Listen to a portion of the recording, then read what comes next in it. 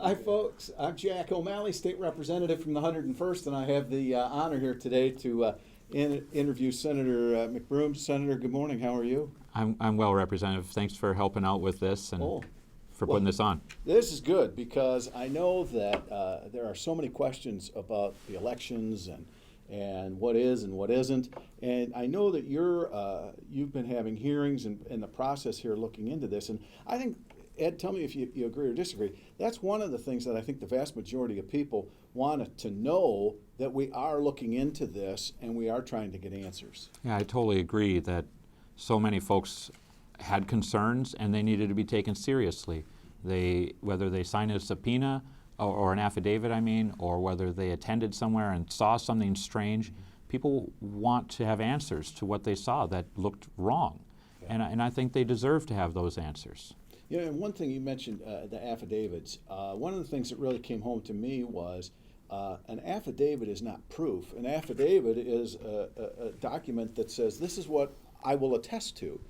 That's why you have trials and hearings to find that proof. Right, and one of the things that we can really say about all the affidavits that came out, over 200, coming from Southeast Michigan alone, dealing with the TCF Center, is that a lot of those subpoenas, as we went through them, were hearsay.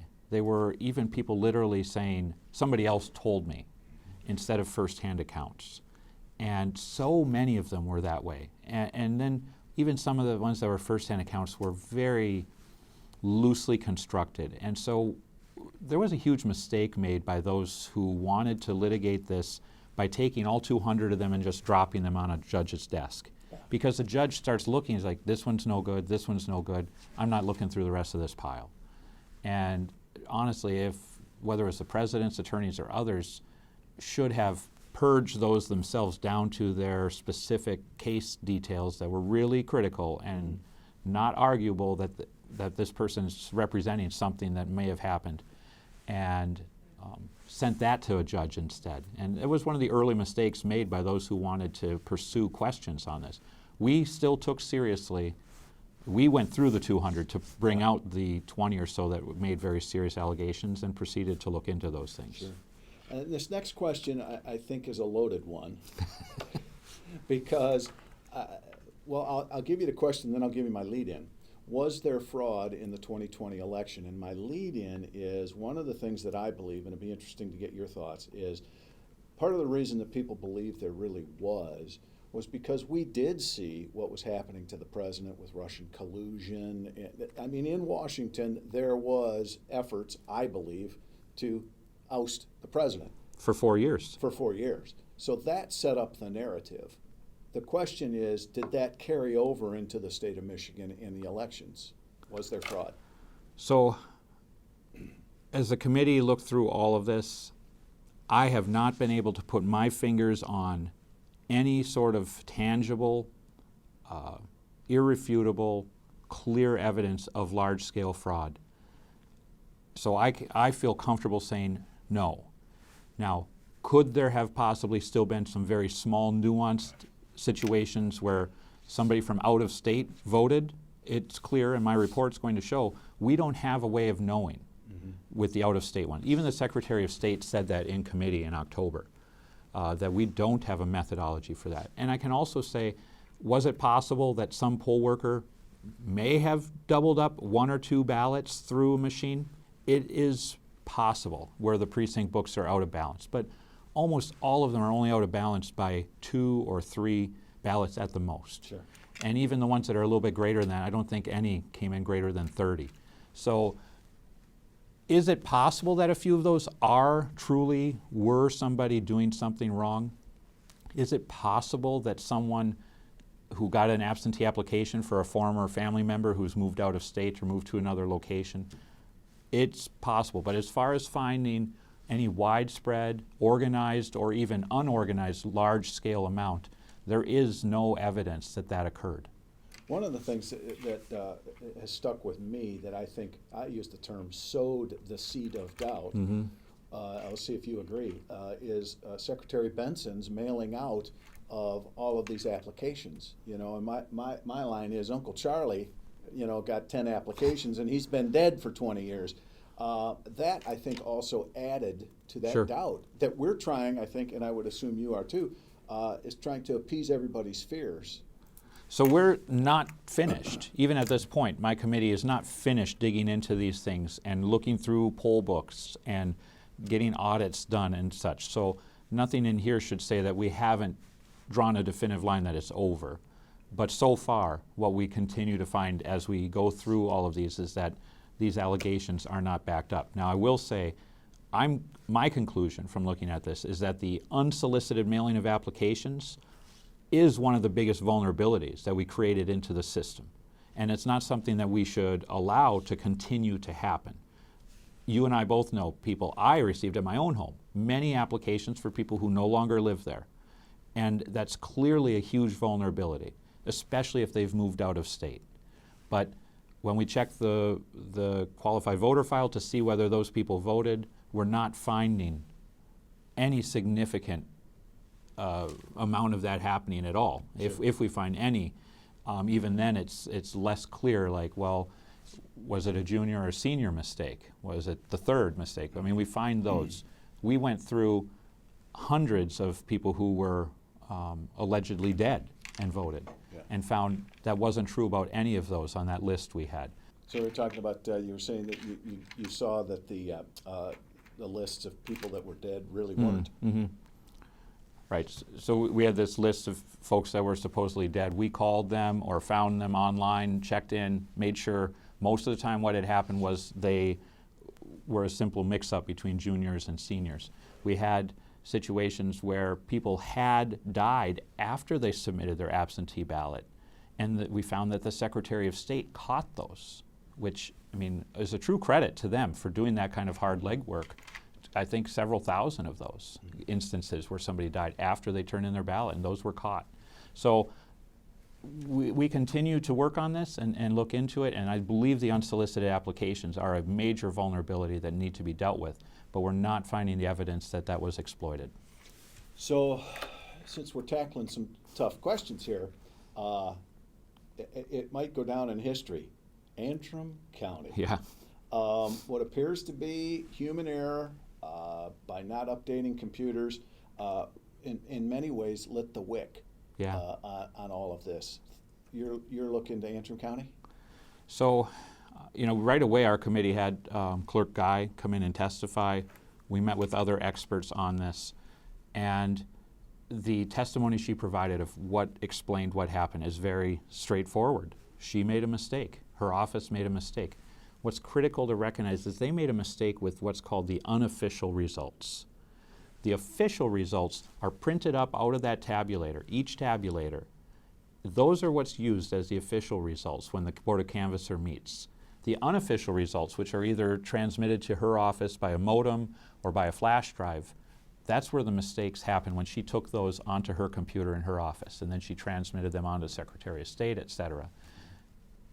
At no time have those slips of paper ever been in question. They've been accurate all along. They, right away, when they realized they had made a mistake with the unofficial results, they were able to go back to the polling places, look at those slips of paper, and realize where the mistake was and what the actual vote count was. And when they opened up the boxes weeks later and counted every single ballot by hand, it validated the official results on those slips of paper, and it further validated the narrative that she gave as to what happened, where the mistake happened. And when this other group came in, they never tried to duplicate what she said happened. So they just immediately cast that aside as untrue. They ignore the hand recount. They ignore the slip of paper that was printed up, that's the official count that was accurate, and instead just automatically ascribe the error in her office as being the official error. 68% off, they said. Yeah. And it was never a swapping of votes either. That's an important distinction, I think, too. It was a shifting of votes. So Biden got Trump's, but Trump got the Libertarian, so on down the ballot. And then they alleged things that are impossible, like the auto adjudication files are missing. Well, Antrim County doesn't do auto adjudication. They do hand adjudication. Mm-hmm. They alleged ranked choice voting, which is not an option machines in Michigan have. And so these allegations just stand to really make you question the people who are throwing them out there, because they're not logical, they're not reasonable. Well, and that's a problem, because there is going to be a certain element that will just never want to believe. Right. And why should people Facts. believe me? I mean, I don't You're have. an honest guy. Well, you know me, right? But other do. people don't, and I respect the fact that people aren't going to Yeah. be able to necessarily just latch on and say, well, he said it, I trust him. I know that. Yeah. Hope people will look at my report, the fullness of the work we've done, and seen the honest effort that we've made, because I want to get to the bottom of this. I don't want any cheating or fraud. That's wrong for America. Amen. Regardless of who wins or loses, we need honest answers. A couple more quick questions. Antrim County's cousin is the TCF Center. Yeah. Couple of thoughts there. You tell me what you found. Detroit really didn't have, people want to focus on Detroit, but Detroit, as I understand it, really didn't have that big a swing in the percentages from 4 years ago. In fact, President Trump did better. And the vote turnout was not that much increased compared to what other counties had, other precincts had. Correct. And the other part of that was, I'm hearing, out of TCF Center that, everything was hooked up to some super mainframe computer in some far off land. But that hasn't been proven either, has it? Were those machines hooked up to anything? So each precinct, and they had 130 some in the building, had its own local area network. So every computer is going to show it was hooked to a network. The question is, was that network internet accessible too? And we have no way to conclude one way or the other. Even those who say they saw it was hooked up to the internet are seeing that icon, and it's the same icon that pops up on your computer, local area network, or one access to the internet. And so I would say it seems unlikely, but more importantly is what evidence do we have then that something untoward happened if they were hooked up to the internet? And that has never come forward. So even if the allegation they were hooked up is true, then you have to go to the next step. Well, now show me what happened because they were hooked up. Sure. And whether we look at the results as a snapshot versus the previous year, or we look at overall voting numbers, whatever it is, there's nothing to show anything out of the ordinary happened there with the overall vote counts. When you talk about experts who say, well, some malicious software could be installed. Well, the overall vote count that came out from there doesn't demonstrate that that happened. In fact, Dr. Shiva often pointed out, if for his theory of an algorithm to be true, it would have to be put on computers in a heavy Republican county to steal votes in such a way as to benefit Mr. Biden. And so the logic of these things just didn't come together. And I think one other important thing I want to point out based on several of these questions is you either have a track that says the fraud is based on equipment, tabulators or computer software that are hijacked, or it's based on invalid ballots, invalid votes. And you have these two tracks. And some people want to leap back and forth and say, well, both of these happened. But suddenly they kind of cancel each other out, right? Because if your ballots are invalid, but the machines are invalid too, how does that doesn't work? And so I've had to approach in committee both of these tracks of thought, but a lot of folks want to just jump around and take from both, and it doesn't work that way. So I know you're a results focused guy. So where is your committee? What type of legislation are you working on? Where do you go from here, sir? Yeah, so there's so many findings and so much to come out in my committee report. It's going to be nearly 20 pages long, and there's still more coming, working with several audits. We still have to have a meeting and testimony from the Secretary of State and some other clerks, and work on this third-party funding issue, independent monies that poured into the state. So there's still parts of the puzzle we're working on. But what we've able to put out so far is some pretty significant reforms that are both pre-election, election day, post-election day, and voter integrity. And we're looking at those 4 buckets of reforms. And so whether we're talking about the issue of the unsolicited application mailings and taking care of that, or we're looking at security on the drop boxes and same-day registration issues to clean that up, handling of the electronic poll books, qualified voter file, behavior of challengers and poll workers, making sure we're recruiting the right people and getting them the proper training. Then post-election, looking at boards of canvassers, extending the time period, making sure Wayne County's Board of Canvassers is part of their canvass, which they're the only county where they're not. Making sure larger areas can have a bigger Board of Canvassers. So we have some serious reforms on that issue, looking at audits and making sure the public has more access to the audit process. Those are some significant reforms. And then we have voter integrity issues. where we want to look at issues surrounding voter ID, ability to get ballots, assist loved ones with filling out their ballots. How is that assistance done? So there's these 4 buckets of reform that we're looking at, and as I mentioned, there'll probably be some forthcoming issues regarding third-party voting, third-party funding sources too. One last question, because you know there are the group that feel that there's fraud, and you're trying to get them answers. Yeah. But then there's another group that just says, you know, screw you all. You're all a bunch of liars. Nothing happened. What I'm hearing is that maybe it wasn't this rampant fraud, but there are issues that need to be addressed in our system, and the people who maybe are ignoring that part of it are wrong too. Right. Well, and I would turn us back even 4 years to see a lot of the allegations that happened right after the 2016 election from the other party that were laughed at and ignored by our party. And now the tables have turned. And we should all take seriously when people see something on election day that's not right, or when they're concerned that things aren't fair. We should all be taking that seriously and not just laugh and cast them aside as nonsense without giving them serious thought. And so I've tried to do that. I've tried to even look back to what happened 4 years ago and see whether there's a parallel there, because all people of both parties should desire fair, free elections that yield a result that is acceptable to all people, because they realize, hey, I turned out not to be in the majority this time. My guy didn't win, whether he ran a lousy campaign or had a lousy base of supporters or whatever it was. As long as in the end I recognize, you know what, the other guy won fair and square. That should be our goal here. And so what can we do to update some very old, antiquated, archaic laws? What can we do to breed in the proposals 2 and 3 that have really shaken up the way Michigan does elections and are added to a lot of the confusion? Because brand new laws that we hadn't utilized before, there's a lot going on. COVID, people being angry about being locked up. There were so many things, and we need to analyze all that happened and all this frustration, looking at that and recognize, like you started off with, 4 years ago what happened. And so I've tried very hard to see the overall picture of what happened and why people were so quick to be angry, why people were so quick to immediately assume the worst. Yeah. And yeah, there were real vulnerabilities and real mistakes made, real things that election officials and workers, whether at the state or the local level, did that they shouldn't have done. Mm-hmm. And we need to get that straightened out, make sure it doesn't happen again.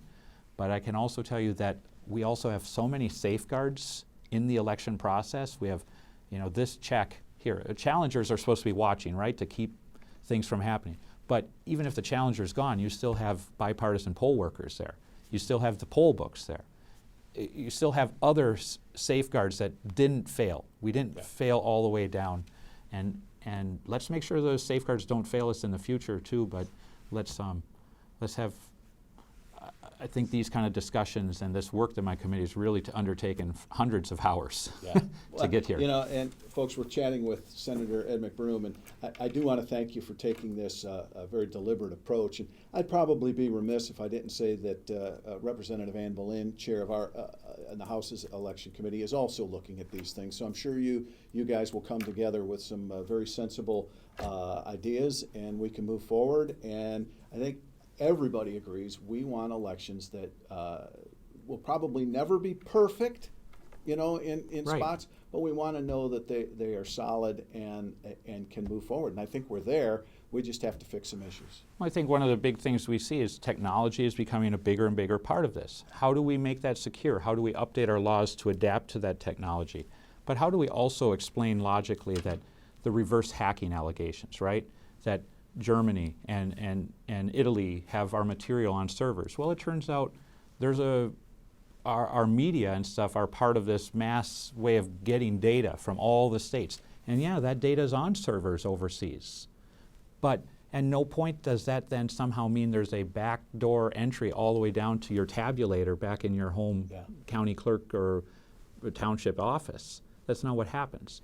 That tabulator printed that hardcore piece of paper right there. That's the results. That's what gets used. All this unofficial stuff that gets reported on election night so the back newsroom can come out and make prognostications, that's not part of the hack. And so yeah, there's data transits all over the world that night. Some are real hackers, Some are media people, some are political officials, maybe you or me checking on our poll results, right?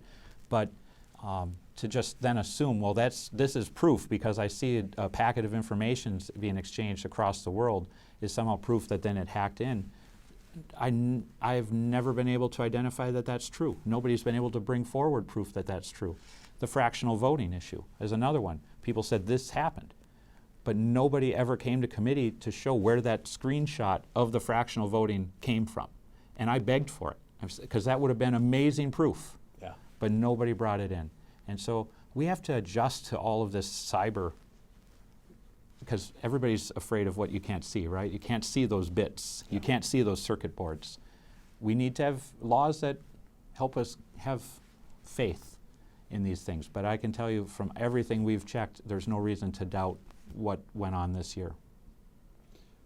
Folks, been chatting with Senator Ed McBroom, and sir, I appreciate your time today. Thanks so much, Jack.